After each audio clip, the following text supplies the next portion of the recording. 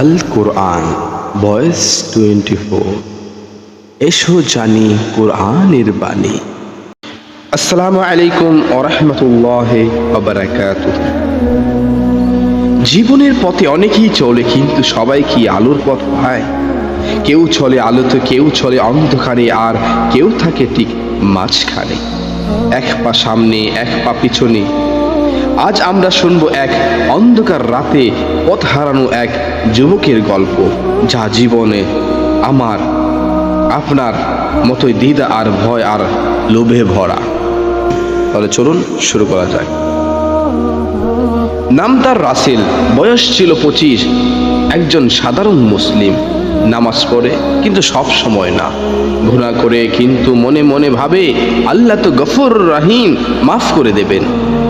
এক রাতে সে ফিরছিল এক বন্ধুর বাসা থেকে। চারদিক অন্ধকার, মেঘে ঢাকা আকাশ। হঠাৎ শুরু হলো ঝড়, বজ্রপাত, বাতাস আর বিদ্যুৎ যেন রাতটাকে ভয়ঙ্কর করে তুলল। সে ভাবল, এমন জোরের মধ্যে বাসায় কিভাবে ফিরব? হাঁটতে হাঁটতে সে একটা ফাঁকা রাস্তায় পড়ে গেল, যেখানে কোনো আলো নেই। অন্ধকারে সে কিছুই দেখতে পাচ্ছে না। হঠাৎ একবার বিদ্যুৎ চমকালো, রাস্তাটা স্পষ্ট দেখা গেল। সে দ্রুত কয়েক কদম সামনে এগোলো।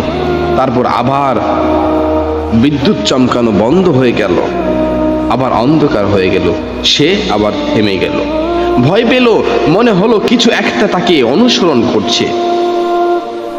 ঠিক এই জায়গাতেই আমাদের কোরআনের আয়াতগুলো জীবন্ত হয়ে যায়। আল্লাহ পাক কোরআনে বলেছেন, তাদের অবস্থা অন্ধকারে, মেঘে, আকাশ থেকে বজ্রপাত সহ বৃষ্টিপাতে আক্রান্ত ব্যক্তির মতো, যারা মৃত্যু বয়ে আঙ্গুল দিয়ে কানে আঙ্গুল দেয়। রাসেলও তখন ভয় পেয়ে কান চেপে ধরে, মনে মনে বলছে, হে আল্লাহ, আমাকে বাঁচান, আমি আর গুনাহ করব না। বিদ্যুৎ আবার চমকালো। সে আরও একটু হাঁটে, কিন্তু অন্ধকার এলেই সে থেমে যায়। তার মতোই অনেক মানুষ আল্লাহর আদেশ শুনে একটু আমল করে, আবার দুনিয়ার লোভে পেছনে ফিরে যায়। এই দুইয়ের মাঝামাঝি অবস্থায় যারা আছে, তাদেরকেই বলা হয় মুনাফিক। এর প্রতিচ্ছবি। এই দ্বিধা ও অস্থিরতার মধ্যেই মনে পড়ল তার মায়ের বলা কিছু কথা। তার মা তাকে বলতো, বাবা, নামাজ কখনো ছেড়ো না। আল্লাহ তোমার সৃষ্টিকর্তা, তাকেই ভয় করো, তাকেই ভালোবাসো। আজ সেই কথাটি মনে পড়ে রাসেলের চোখ ভিজে গেল। ঠিক তখনই আমরা শুনি আল্লাহর এই দাওয়াত। আল্লাহ পাক কোরআনে বলেছেন, হে মানুষ, তোমরা তোমাদের প্রভুর ইবাদত করো, যিনি তোমাদের সৃষ্টি করেছেন। আর রাসেলের জীবন থেকে বোঝা যায় যে এই আয়াতটি শুধু মনে হয় রাসেলের জন্যই তৈরি হয়েছে, রাসেলের জন্যই নাজিল হয়েছে। ঝড়ের মাঝেও সে মাথা নিচু করে দাঁড়ায়, চোখ বন্ধ করে বলে, আল্লাহ, এবার থেকে আমি শুধু আপনার পথেই চলবো। আমার ভয়, আমার দ্বিধা আপনি দূর করে দেন।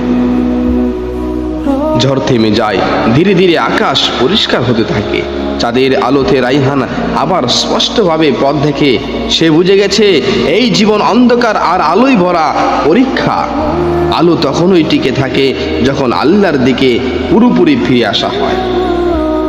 আমরাও যেন রাসেলের মতো দ্বিধা না থাকি, বরং দৃঢ় সিদ্ধান্তে আল্লাহর পরে বিশ্বাস রেখে আল্লাহর পথে ফিরে আসি, যেন অন্ধকারে শুধু বিদ্যুতের আলো নয়, বরং ঈমানের আলো হয় আমাদের পথ চলার দিশা।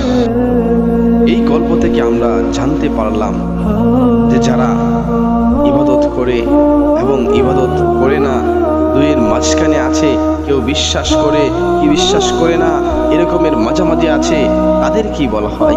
মুনাফিক। ভিডিওটি ভালো লাগলে অবশ্যই শেয়ার করবেন, এবং যদি সাবস্ক্রাইব না করেন অবশ্যই সাবস্ক্রাইব করবেন।